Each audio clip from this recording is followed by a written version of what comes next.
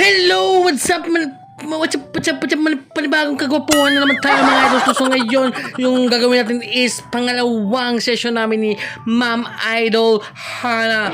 So ngayon yung aming wrap around na dragon mga idol. So yun nga, second session namin ngayon. Basta tapusin nyo to, titingnan natin kung matatapos ba to ni Idol Hana. At syempre, bago ang lahat, magsha-shoutout muna tayo sa ating sponsor, Big Wap Scotch Jess, at saka sa Bronzy mga idol. Medyo nagmamadali tayo kasi maikli na yung ating video. At unahin na natin shoutout si Bots Delgado. Pa-shoutout Dolbe, tattoo artist from Coronadal City.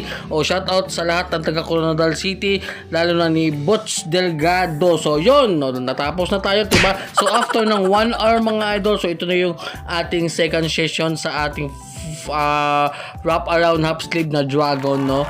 So yan lang yung ating nagawa ngayon, yung sa may bandang likod. So kulang pa talaga yan mga idol.